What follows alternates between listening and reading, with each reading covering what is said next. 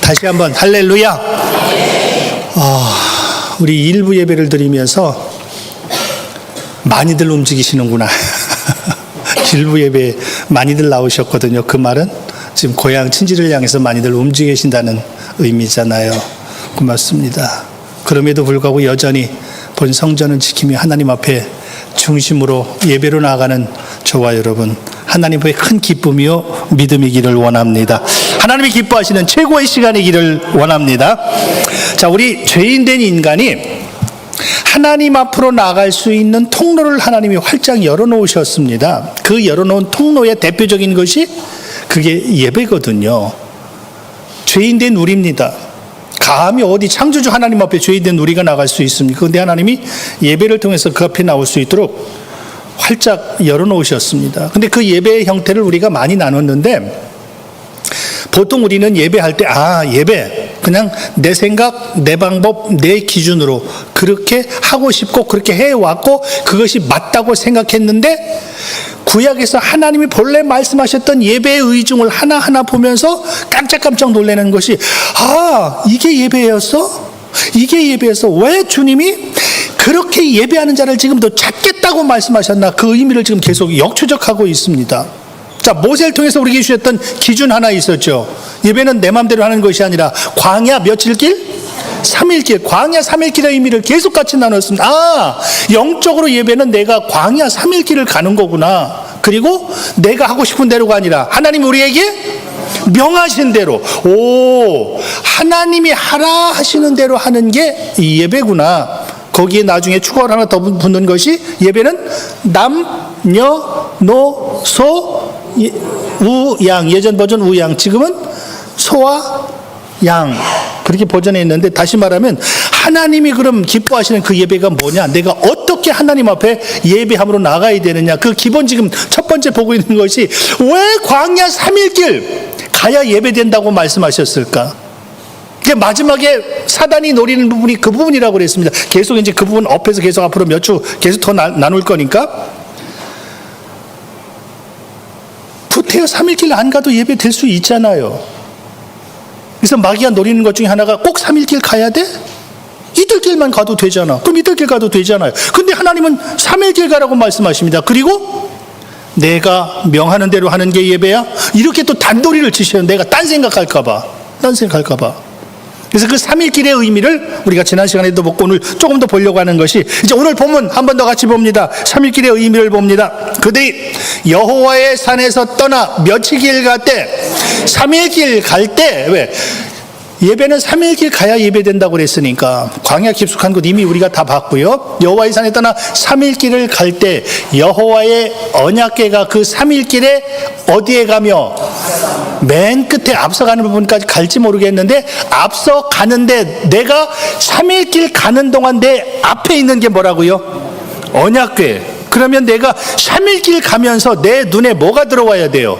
언약궤가 들어와야 이게 진짜 예배가 된다. 그럼 답이 하나 나와요. 성막을 하나님이 모세를 통해서 주실 때 언약궤가 있는 곳이 어디였습니까? 언약궤가 성막 안에 있었나? 예, 있었습니다. 이 언약궤가 성막 안에 어디에 있었죠? 지성소잖아요. 다시 말하면 언약궤가 내 눈에 보인다는 얘기는 내가 지금 어디에 있다는 얘기예요? 지성소에 있다는 이야기예요. 하나님은 저와 여러분을 지성소 믿음으로 끌어내기를 원하시는 겁니다. 다시 말하면 내가 3일길 가면서 내 눈에 언약궤가 보인다는 얘기는 다시 내가 지금 어디에 있는 거다? 지성소가 있는 거다. 이 말은 다시 뒤집으면요, 내가 지성소에 없으면은요, 3일길 내내 언약궤가 내 앞에 가지 언약궤 관심도 없고요, 보여지지도 않습니다. 왜 3일길 가라고 그래서 원망불평 입만 이만큼 내밀고 그냥 투덜투덜하며 가지 언약궤가 안 들어와요. 근데 내가 지성소에 있는 사람은 눈 떠보니까 오늘도 언약궤가 들어와. 오늘도 또 언약궤가 들어오네. 오늘도 또 언약궤가 보여지네. 보세요. 내가 지금 3일길을 갑니다. 3일길을 어디로 간다고요? 광야로 들어갑니다. 광야 3일길 갈 때 어디로 갈 것 같아요? 지금 광야로 갔다고 그랬죠? 광야 3일길 가는 동안, 이를테면 여기서 제가 수원에서 출발합시다. 우리 한국 땅이 광야라고 하시고요, 수원에서 출발해서 제가 3일길 갑니다. 제가 여주에 가서 하루 쉬고 어디까지 가야 또 하루 갈 수 있을까? 춘천에서 강릉까지 하루 가면 갈 수 있나요? 걸어서. 춘천까지 가서 하루 쉬고 강릉 가서 하나님을 예배할까? 아니면 천천히 저 대전쯤에 가서 하루 쉬고 대구쯤에 하루 쉬고 부산으로 갈까? 이리 갈까? 저리 갈까? 차라리 돌아갈까? 어디로 갈 것 같아요? 여러분 어디로 가고 싶습니까? 강릉 쪽으로 가고 싶습니까? 부산 쪽으로 가고 싶습니까? 어디로 가고 싶어요? 어느 쪽으로? 아무 상관없다. 뭐가 가는 대로? 그 얘기예요. 나는 부산 가고 싶어도 언약궤가 인천으로 가면 나는 인천으로 가는 거예요. 방향을 뭐가 정한다? 이게 예배의 기본 시작입니다. 그래서 내 맘대로가 아니라 그래서 언약궤를 따라가는 거예요. 방향을 내가 정하는 게 아니라 언약궤가 정하는 거예요. 그래서 언약궤가 가다 우회전하면 난 좌회전하고 싶어도 우회전 해야 돼요. 이게 예배예요. 나는 가다 직진하고 싶은데 언약궤가 갑자기 둘째 날 좌회전하네? 그럼 난 좌회전 해야 돼요. 왜전해? 그게 언약궤라니까요. 그래서 언약궤가 보이는 사람은 예배에 내 생각을 내려놓을 수 있습니다. 그래서 언약궤가 안 보이니까 야, 왜 꼭 예배를 그렇게 해야만 되냐? 꼭 요 이론이 신방 와버려요. 그럼 그때부터 나하고 틀리는 건 다 시험거리가 됩니다. 이건 이래서 불만, 저건 저래서 불만, 그건 그래서 불만, 다 불만의 조건이에요. 근데 언약궤가 딱 보이는 사람은요, 아무 상관없어. 왜? 예배는 다시 누가 명령하신 대로, 하나님이 우리에게 명하신 대로. 이게 예배의 기본 정신이에요. 그래서 하나님은 똑같이 예배하는 자 중에도 내가 찾는 예배가 있다. 그 예배를 드리는 사람은 오늘 또 찾겠다. 하나님은 영이시니 예배하는 자가 영과 진리로. 오늘 또 그렇게 예배하는 자를 하나님은 찾으신다고 말씀하셨잖아요. 왜? 전부 내 기준, 내 생각, 내 방법대로 하고 싶지 하나님이 하라는 대로 하고 싶은 사람이 별로 없어. 그래서 하나님이 찾으시겠다는 거예요. 찾으시겠다는 거예요. 그래서 중요한 원리 하나를 우리 계속 오늘 또 사실 또 보고 싶었던 것이 있었는데, 언약궤를 바라본다고 하는 것은 내가 지성소에 있다는 의미라고 그랬는데, 지성소는 하나님 때문에 감사하고 하나님 때문에 기뻐하고 하나님 앞에 영광 돌릴 수 있도록 준비된 나라고 그랬습니다. 그럼 보세요. 하나님은 오늘 또 우리가 지성소에서 진짜 하나님을 만나고 하나님을 경험하고 하나님을 예배하는 것을 하나님은 간절히 원하시는데, 그 지성소 안에 있던 언약궤 하나만 거기에 있거든요. 그럼 이 언약궤 안에 있는 세 가지 보물, 그럼 내가 언약궤를 바라본다는 것이 뭐냐? 언약궤 안에 세 가지가 뭐가 있었죠? 만나를 담았던 항아리, 아론의 쌍난 지팡이, 십계명을 새겼던 돌판 2개. 요 의미 하나를, 그럼 그걸 바라본다는 게 뭐냐? 그 의미를 좀 사실 오늘부터 보려고 또 그랬는데, 또 앞에 더 연결시킨 것들이 자꾸 막 보이니까 오늘 또 뒤로 또 한번 또 밀어놓는데, 다음 주부터 볼 수 있으면 한번 보도록 하고요. 그 언약궤를 만들어서 딱 지성소 안에 놓고, 여기서 내가 너를 만나줄게. 그게 바로 지성소거든요. 언약궤가 있는 거기서 하나님 말씀하시는 것이 내가 여기서 너를 만나줄게. 그럼 내가 하나님을 만났다는 얘기는 지성소에 있다는 이야기예요. 지성소에 있다는 얘기는 언약궤와 함께 있다는 얘기라고 그랬습니다. 그래서 하나님과의 약속, 하나님과의 언약, 귀하게 여기는 사람은 왜 그러냐? 내가 지성소에 있기 때문에 그렇다고 그랬습니다. 지성소에 없는 사람은요, 언약궤가 안 보여요. 언약궤가 안 보인다는 얘기는 모든 기준이 나란 의미라고 그랬습니다. 그래서 오늘 이 언약궤를 하나님이 어떻게 만들려고 그러셨지? 왜 만들려고 그러셨지? 언약궤의 축복이 뭐였지? 그 원리를 먼저 보고 다음 주부터 한번 그 세 가지 보물이 왜 거기에 들어가야 있어야 되는지, 그럼 내가 언약궤를 바라본다는 건 어떤 열매가 있는 건지를 한번 같이 보도록 하겠습니다. 자, 그러면 먼저 출애굽기, 그 다음에 출애굽기에 보면은 언약궤 만드는 장면이 나와요. 그거 하나만 잠깐 동안 소개해 드릴게요. 다 보십시오.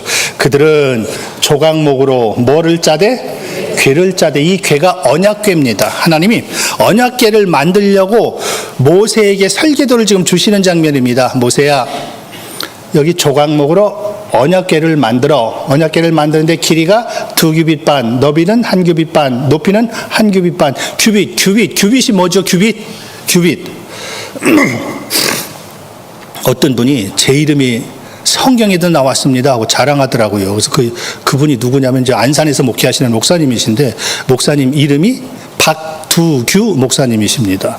그분이 내 이름이 성경에 나오는데 어디 나오냐면 성소를 지을 때 두규빗 반. 그래서 거기에 자기 이름이 나온다고 막 자랑하는 걸 설교 시간에 막 자랑하시더라고요. 그 얘기를 들으면 얘 두규가 여기 나오거든요. 두규빗 할 때 위에 뒤에 빛 빼고 앞에 두 앞에 박을 붙여가지고 박두규. 하여간 참 짜증기도 잘해요. 예전엔 자가 없었잖아요. 자가 없으니까 손에 제일 어른들 제일 큰 손가락에서부터 팔꿈치까지 자가 없으니까 이거로 쟀거든요. 한 규빗, 두 규빗, 세 규빗 이렇게 짰습니다. 그러면 여기 보니까 길이가 두 규빗 반. 대충 현대인의 기준으로 보통 45에서 50cm 정도 잡는데 그냥 맥시멈으로 한 50 정도 잡으면요. 두 규빗 반 하면 1m 25, 125? 한 규빗 반 하면 75 정도. 직사각형. 크죠? 이렇게 만듭니다. 모세야, 이렇게 만들어. 왜? 그 안에 들어갈 것이 있으니까. 만드는데 보려고 하는 게 이거예요. 너는 궤를 만들어. 궤를 짜는데 뭐로 만들어? 조각목으로 그랬습니다. 조각목이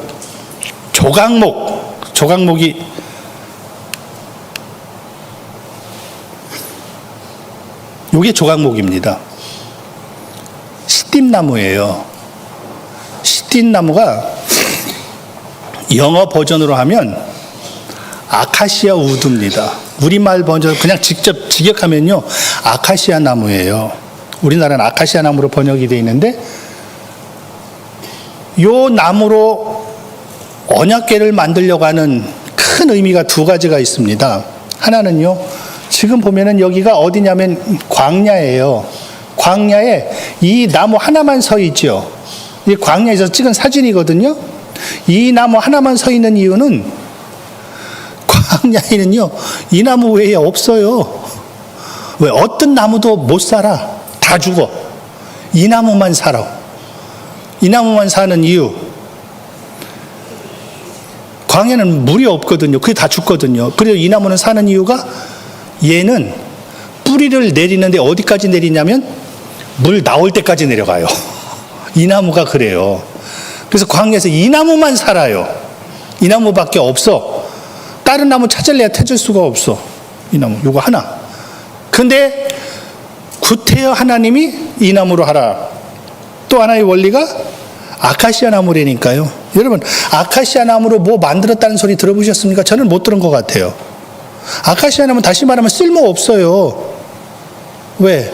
가시가 나고 비틀어지고 뭐 나고 볼품이 없어. 하나의 상징입니다. 이 나무 가지고 뭐 쓰시겠습니까? 기둥으로 쓰겠습니까? 뭐로 쓰겠습니까? 아무 쓸모도 없어요. 쓸모도 없기 때문에 쓸 수 있는 방법은 딱 하나. 어떻게 쓸 수 있냐면 아까 궤를 만들 때 뭐로 만들어라? 조각목으로 만들어. 그 조각의 의미 중에 하나가 단단해서 조각 팔 때 쓰는 나무, 그게 그 용도로도 써요. 그 원리 하나 있고 또 하나, 조각목 말 그대로 쓰려면 조각조각 내서 붙여서 써야 돼. 왜? 볼품 없어. 쓸 가치가 하나도 없어요. 땔감으로밖에 쓸 수 없어요. 그러니까 조각조각 내가지고 이쁘게 붙여서. 우리 오늘 저 이쁜 시훈 형제가 신혼여행 갔다 와서 어제 왔어요? 시훈 형제? 어제? 어유 감사해. 우리 시훈 형제가 밑에 서성전에 가면은 앞에 가림대 있죠? 저 형제가 만든 거거든요.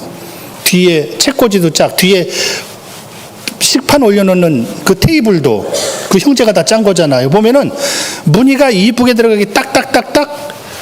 전 하나 원 통나무를 딱 자른 줄 알았더니 그게 아니라 조각조각 붙인 흔적이 이렇게 났어요. 근데 너무 정교하고 너무 이쁘게 만들어가지고 전혀 티가 안 날 정도야. 그러니까 별거 아닌 나무 같은 것들을 이쁘게 다듬고 자르고 조각 만들어서 붙였더니 그러네. 그것도 그러네. 그 조각조그만 거 불필요해서 땔감으로 쓰려고 했는데 잘 이쁘게 맞췄더니 새하늘교회 성전에 들어와 있어. 조각목이 볼품없어 그냥 땔감으로밖에 쓸 수 없는데 조각조각해서 연합했더니 하나님의 성전에 들어가 있어. 성전에 들어가 있어. 이제 보세요. 조각 몰이편으로 말하면 고통받는 예수님의 인성도 표현되지만 우리 죄성 많은 우리 사람들, 우리들의 상징이거든요. 맨 사람들에게 상처밖에 줄 수 없는, 어디에도 쓸모없는 그런 연약한 존재인데 성막을 만들 때 하나님이 모세를 통해서 부살렐, 오홀리압을 불러 그들에게 하나님이 지혜를 주시고 성막 만들게 하시잖아요. 모든 쓸모없는 것도 그들의 손에 딱 잡히니까 하나님의 성전에서 쓰이는 멋진 도구가 되더라. 내 옆에 하나님의 기뻐하는 기가 막힌 장인들이 있기를 원합니다. 그럼 나는 더불어 그 사람 때문에 하나님 앞에 귀한 존재가 돼버리는 거예요. 최고 멋있는 사람. 이렇게 볼품없어, 쓸모도 없어, 누가 쳐다보지도 않아. 그런데 성전으로 딱 들어와 언약궤가 되어진다면 여기에 중요한 원리가 하나 있습니다. 아까 말씀 한번 다시 보겠습니다. 자, 너는 조각목으로 궤를 짜대 그러죠. 다시, 너는 무엇으로 궤를 짜대? 조각목으로 궤를 짜대 해놓고 두 번째 보세요. 너는 무엇으로? 그것을 뭐하며? 아하, 조각목만이 아니구나. 조각목으로 딱 궤를 짰습니까? 그 위에 뭐를 덮여요? 순금으로 쌉니다. 순금으로 쌉니다. 순금으로 싸면 어떤 모양이 되냐? 요 모양이 돼요. 자, 제가 여러 가지 검색해 보면서 그래서 제일 제가 찾는 것하고 비슷한 것이 이것이어서 제가 이걸 캡처해 놨는데, 여러분 눈에 딱 들어오는 게 지금 뭐가 들어옵니까? 조각목, 아까 조각목으로 만들려고 그랬죠. 조각목 어디 있어요? 조각목 찾아봐. 아까 조각목으로 만들려고 그랬잖아요. 조각 보여요, 안 보여요? 안 보여요. 뭐 때문에 안 보여요? 금으로 다 싸버렸어. 금으로 다 싸버렸어. 다시 말하면 이 죄성 많은 나는 하나님 앞에 딱 서면은, 지금 밖에서 보면은 조각목이 보여요, 금이 보여요. 금은 우리의 믿음의 상징이라고 그랬거든요. 금보다 귀한 무슨 보배? 참 보배, 보배 중에 보배. 오늘 제가 너무 놀라워서 여기다 써놨습니다. 세상에 값진 무엇보다 온전한 믿음 주소서. 성가대도 우리가 그런 찬양 했나? 지금 모르고 있어 지금. 오늘 성가대 찬양 중에 세상에 값진 무엇보다 온전한 믿음 우리에게 주소서. 이 정금은 믿음의 상징이 되니까요. 이게 볼품없는 나도 믿음으로 싸지니까 하나님의 성전에 있더라. 하나님의 성전에, 하나님의 제일, 그냥 우리 표현으로 최측근, 하나님의 제일 가까이 있는 언약, 하나님의 언약궤는 지성소, 그거 하나만 있잖아요. 그거 하나만 있는데 그 하나가 조각목을 순금으로 싼 언약궤, 그게 하나님의 인재 이상, 하나님이 거기서 우리를 만나자고 말씀하신 거예요. 내가 거기서 너를 만나줄게. 바로 그 자리거든요. 그래서 보니까 금을 쌌어. 오늘 뒷부분에 좀 거기까지는 시간이 안 되니까 오후에 한번 볼 수 있으면 보도록 할게요. 위에서 보면은요, 요게 그룹 둘이거든요. 천사가 두 날개를 펴서 얼굴은 속죄소를 향하고 서로 마주대하고, 이걸 금으로 쳐서 만들래요. 이 성경의 원리 중에 하나가, 이 언약궤는요 가장 소중한 보배의 상징인데, 왜냐하면 성막에 있는 기구 중에 제일 비싸요. 어떤 분이 이걸 값으로 환산했더라고요. 환산한 걸 보니까 요 언약궤 만드는 데만 400억이 드네요. 400억. 요거 하나. 그러니까 우리가 주님 앞에, 지성소에 내가 주님 앞에 있다, 세상에 감당할 수 없는, 값으로 환산할 수 없는 가장 보배로운 존재가 주님과 함께 있는 존재가 되어버리는 겁니다. 나의 연약함, 나의 무능함, 나의 부족 아무 상관없습니다. 주님은 지금 그 조각목을 보는 것이 아니라 주님 눈에는 뭐만 보인다고요? 금만 보이거든요. 금. 우리의 믿음. 그러니까 내 믿음 하나만 포장이 돼서 주님 앞에 나를 세워놓으면 그 믿음은 주님의 마음을 뿅 가게 만드는 기가 막힌 이 단어가 믿음이다 말이에요. 세상에, 성가대 난 표정이 약간 이상한 게 있나? 우리가 그런 찬양 했나? 주님 앞에 최고의 믿음, 내 마음을 하나님 세상의 어떤 값진 것보다 값진 보화보다 주님 온전한 그 믿음 내게 주소서. 그 믿음 하나가 내게 있다면 과거 어쨌든 무엇됐든 어떤 나였든 아무 상관없이 주님 앞엔 가장 보배롭고 또 보배로운 믿음의 사람. 요게 언약궤다 말이에요.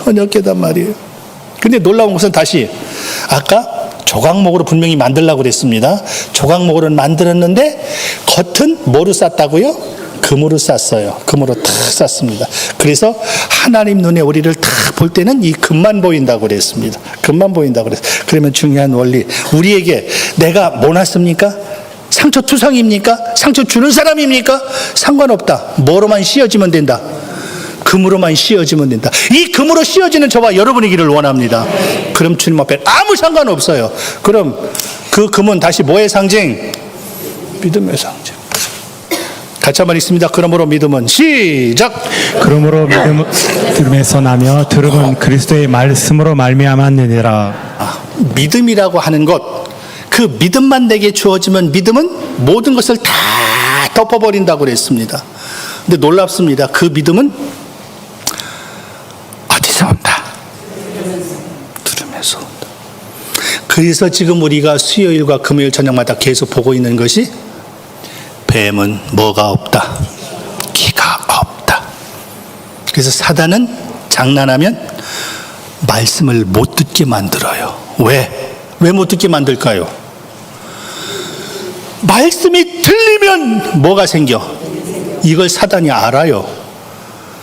그래서 사단은 말씀을 들을 때 이 말씀을 오해하게 만들어버려요. 곡해시켜버려요. 왜? 그래야 짝퉁된 믿음이 생겨버려. 하나님이 기뻐하는 오리지널 믿음이 아니라 짝퉁 믿음은 언제 생기나? 말씀을 내가 꼭 곡해가지고 열애된 마음으로 꼭 듣게 만들어요. 그러면 똑같은 말씀인데 내 속에서 이상한 짝퉁이 맺혀져 버려요. 주님은 딱 말씀 하나 주셨습니다. 믿음은 내가 기뻐하는 것인데 믿음이 없이는 나를 절대 기쁘게 할 수 없다. 근데 그 믿음은 어디서 온다? 들음에서 온다. 오늘 말씀이 들려지는 저와 여러분이기를 원합니다. 그 들려지는 말씀은 과거 나를 다 감싸버린다 그 말이에요. 그럼 하나님의 눈에는 예전에 추했던 내가 아니라 얘 봐라. 그럼 믿음은 들음에서 나며 근데 듣는데 중요한 원리 또 하나 여기서 나오네요. 듣는데 뭘 듣는? 들음은 뭐로 말미암는다?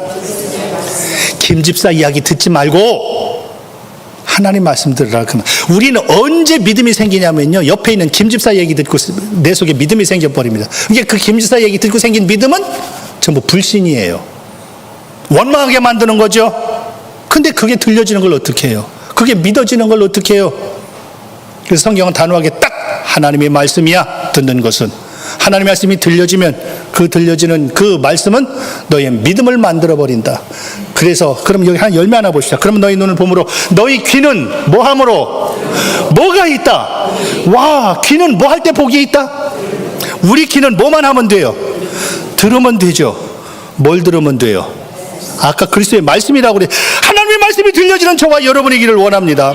내 하나님의 말씀이 들려지면 하나님의 언약궤가 오른쪽으로 가면 그냥 오른쪽으로 가지는 거예요. 내가 같이 따라가져요. 왼쪽으로 가면 그냥 같이 따라가져요. 근데 이 말씀이 안 들리니까 왜 언약궤 갑자기 오른쪽으로 가? 난 왼쪽으로 갈 거야. 그냥 내 고집대로 가버리는 거예요. 그리고 그것이 맞다고 생각하고 믿고 있는 겁니다. 딱 하나. 그럼 하나 여러분들의 퀴즈 한번 드려볼게요. 다시 너희 귀는 뭐함으로 복이 있다? 이번엔 바꿔서 너희 귀는 들음으로 뭐가 있다? 복이 있다. 들음으로 뭐가 있다? 바꿔서 뭐함으로 복이 있다? 그럼 들음으로 복이 있다고 그랬죠? 복 하나 여러분들 말씀해 보십시오. 들음으로 뭐가 있다? 복이 있다고 그랬잖아요. 그럼 복 하나 여러분들 대답해 보세요. 뭐가 복이에요? 들음으로 왜 지금 복이 있다고 그랬잖아요. 들음으로 복이 뭐예요? 들음으로 복이 뭐예요? 그러므로 무엇은 어디에서 난다? 들으면 뭐가 생겨요? 들으면 복이 온다고 그랬잖아요. 그럼 복이 뭐예요? 믿음이라니까요. 그래서 사단이 못 듣게 만드는 거예요. 들으면 사단은 난리가 납니다. 왜? 얘가 말씀을 듣는다? 그럼 난리가 나요. 왜? 그 속에 믿음 생겨버리거든요. 사단은 이걸 압니다.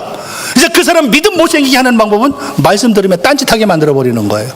말씀 들을 때 생각이 딴 데가 있게 만들어버리는 거예요. 말씀을 들어도 꼭 곡해하게 만들어버리는 거예요. 말씀을 들어도 꼭 내 생각을 투과해서 그 말씀이 나에게 오도록 만들어버리는 거예요. 그러면 짝퉁이 맺혀지거든요. 그래서 복이라는 단어를 거기다 딱 붙여버린 겁니다. 들으면 복이야. 들으면 복이야. 왜? 믿음이 생기거든. 그 믿음은 사단이 싫어하는 거예요. 근데 놀랍게 주님은 믿음은 내가 기뻐하는 거야. 기뻐. 그래서 믿음이 없이는 나를 기쁘시게 할 수 없어. 주님이 기뻐하신 믿음으로 가득 채워지는 멋진 오늘 하나님을 예배하는 새하늘의 저와 여러분이기를 원합니다. 최고 축복. 그래서 이 믿음 하나만 있으면 된다. 그래서 믿음은 출발 자체가, 믿음은 다시 어디에서? 하나님, 오늘 또 나 예배하러 갑니다. 예배 가운데 하시는 하나님의 말씀 들려지게 하옵소서. 벌써 마음으로 기도로 준비하며 예배에 임하는 것하고요. 에이, 오늘 또 무슨 말씀 하나 또 한번 보자. 우리 설교 준비 잘했나 못했나 보자. 기본 자체가 이미.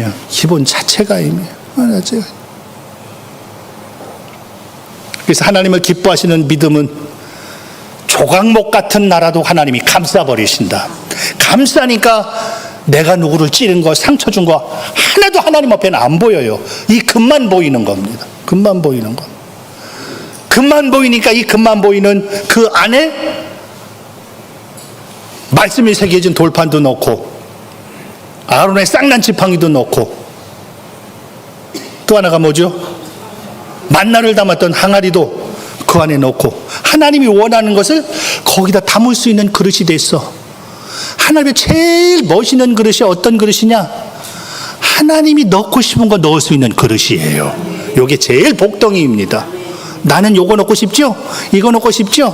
그래서 제가 우리 교회에서 참 많이 썼던 단어 중에 가장 멋있는 단어 중에 하나, 이건 제가 생각해도 참 그 말 잘했다 싶어요. 성경에는 안 나온 단어인데 하나님 앞에 무슨 그릇? 기억하시네. 만만한 그릇. 하나님이 필요할 때 언제든지 쓰고 싶은 그릇.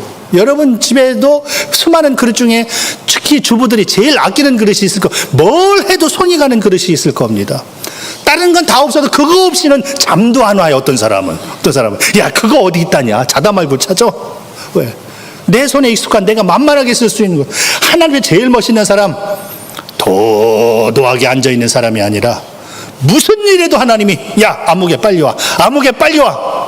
예전에 우리 교회 뒤에 어떤 목사님은 이거 전부 목사님이 이런 재주가 있어요. 목사님이 이 뒷부분을 쫙 정리하면서 어떤 뭔가를 하려고 준비하다가 뭔가 부족한 게 있었거든요. 그래서 제가 어느 분에게 전화를 했습니다. 아무개 이게 이렇게 필요한데 어떻게 된 거예요? 어디 있어요? 하니까 예, 제가 어디쯤 이렇게 했는데 그럼 제가 몇 시까지 갈게요. 그 먼 곳에 있다가 5분인가 10분 안에 그분이 딱 도착하셨거든요. 그걸 보고 그 목사님들이 놀래요. 교회에 이런 분이 있어요. 아이, 목사님 바빠요 하고 보통 이렇게 건너뛰고 마는데 일하다 말고 목사님이 불렀다는 것 때문에 그걸 놓고 왔다는 이것에 그분들이 충격을 먹은 거야. 이런 분이 교회에 있어요.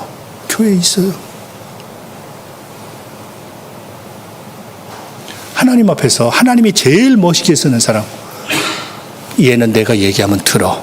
그래서 하나님 손에 만만한 그 사람, 하나님이 나는 여기에다가 제일 멋있는 건 넣고 싶은데 하나님이 지팡이 넣고 싶다고 그냥 지팡이를 넣어버리네? 내가 기분 나쁠 수 있어. 아무 상관없어요. 지금 하나님 앞에 정금으로 싼 나는 하나님이 넣고 싶은 건 넣을 수 있도록 나를 내드리는 상태거든요. 이게 언약궤예요. 그러니까 내가 언약궤를 바라본다? 내 맘대로가 아니야. 하나님이 원하시는 대로 그것을 보면서 따라갈 수 있는 멋진 하나님의 사람. 그래서 진짜 예배하는 사람은 다른 것이 아니라 3일 동안 계속 언약궤 바라봐. 3일 동안 가서 언약궤를 보고 따라가서 하나님 예배하고 또 3일길 언약궤 바라보고 따라오고 또 그 다음 날 또 3일길 또 하나님 앞에 언약궤를 보면 또 따라가고, 이게 일주일의 사이클이라고 그랬습니다. 반복해서 하나님은 계속 우리 눈에 보게 하는 것이 언약궤를 떠나지 않도록 보게 하시는 거예요. 그게 진짜 예배다 하고 하나님이 말씀하시는 거예요. 저와 여러분의 삶 가운데 이 언약궤가 우리 눈에 보여지기를 원합니다. 지성소에 있는 사람만 보인다고 그랬습니다. 언약궤가 보이는 사람은 딴 얘기 안 해요. 왜? 언약궤 하나님의 말씀, 하나님의 약속이 거기에 담겨있는 그것이 보여지니까. 언약궤가 안 보이니까 이게 교회냐? 이렇게 들어가 버립니다. 그러니까 교회는 누구의 몸? 주님의 몸이잖아요. 주님 앞에 가장 만만하게 움직일 수 있는 멋진 저와 여러분, 다시 할렐루야. 그럼 요것만 시간이 없는데 요것까지만 하나만 읽겠습니다. 한번 같이 읽습니다. 베드로 얘기인데 시몬이 시작. 시몬이 대답하여 이르되 선생님 우리들이 밤이 새도록 수고하였을 때 잡은 것이 없지만은 말씀에 의지하여 내가 그물을 내리리다 하고. 베드로 이야기는 우리가 참 잘합니다. 베드로는 어부 출신이죠. 문자적으로 예수님은 무슨 출신이에요? 그냥 육신적으로 따지면 보통 목수의 아들이라고 그러죠. 아버지가 목수. 요즘에는 버전이 바뀌고 이제 자꾸 번역이 제대로 잡히면서 석수장이었다라는 이제는 버전이 나오기 시작하는데, 하여간 뭐가 됐든 자, 목수의 아들이었다면 고기 잡는 거는 목수가 잘 알아요? 어부가 잘 알아요? 여러분, 어부가 고기 잡는 거라는 건 아세요? 그럼 어부하고 목수하고 고기 잡는 거 시합하면 누가 잘 잡을 것 같아요? 그 정도 상식은 되죠? 되죠. 근데 보세요. 어느 분이 그런 표현 하시더라고요. 이 고기 잡는 데도 포인트가 있대요. 요런 데는 고기가 잘 잡히는 곳. 요런 데는 아무리 하루 종일 던져봐야 하나도 안 잡히는 곳. 어부들은 안 됩니다. 그건 안 됩니다. 그래서 이런 데는 그물 내리지 마세요. 이런 데는 낚시 던지지 마세요. 왜? 어부니까 그걸 알아요. 그러면 베드로는 어부입니다.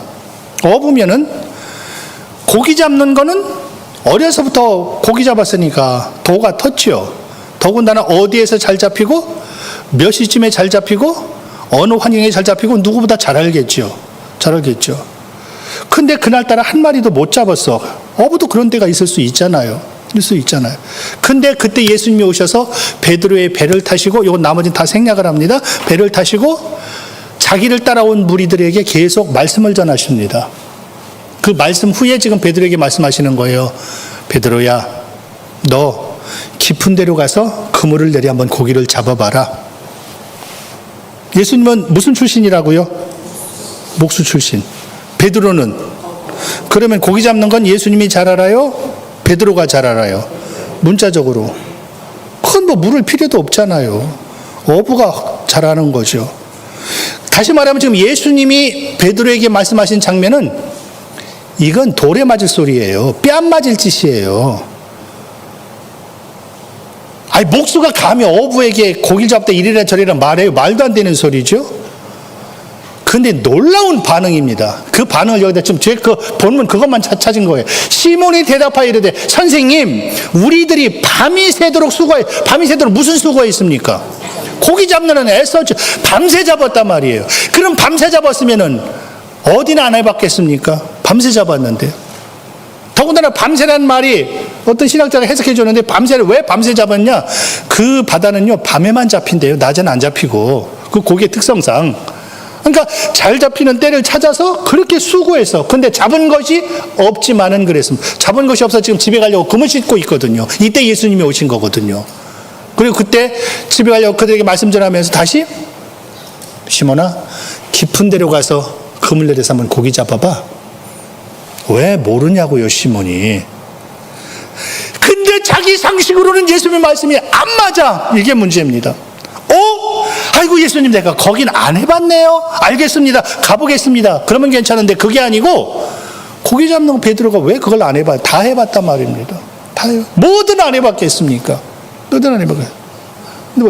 밤이 새도록 수고하였다. 별짓 다 했다. 하고 싶은 거 다 했다. 근데 잡은 것이 없어. 그렇지만 이게 중요합니다. 뭐에 의지하여? 내가 뭐 하겠다? 문자적으로는 예수님의 뺨을 쳐야 맞는 환경인데 배경이고 상황인데 그게 아니라 예수님 옆에서 말씀을 듣다 보니까 저분이 말씀하시는 거 내가 그대로 하면 뭔가 일어날 것 같은 갑자기 믿음이 생겨버리는 거예요. 어부가 어떻게 목수 얘기를 들어요? 이 말도 안 되는 소리지. 근데 예수님의 말씀을 쭉 들으면서 갑자기 속에 믿음이 생기니까, 아, 주님, 사실은요, 제가 밤새도록 무슨 짓은 안 했겠습니까? 다 해봤죠. 근데 한 마리도 못 잡았습니다. 근데 주님이 그렇게 하라 말씀하시니 그 말씀 때문에 내가 그렇게 말씀 때문에 그렇게 하겠습니다가 이게 지금 뭐가 전제가 돼 있는 거예요? 사실은 당신 말 틀렸다 그 얘기예요. 말도 안 되는 소리다 그 말입니다. 근데 지금까지 말씀을 듣고 나서 보니까 내 생각을 내려놓고 그 말씀대로 내가 뭐 하겠습니다? 순종하겠습니다. 참 오늘 주님 원하는 대로 무엇에든 순종하며, 그 다음에 뭐예요? 빨리 악보 보고 좀 얘기해줘요. 다들 이것도 오늘 찬양 오는데 난 세상에 오늘 찬양이 그냥, 아까 세상의 값진 무엇보다 온전한 믿음 주소서. 그 온전한 믿음이 주님 원하는 대로 무엇에든 순종하며,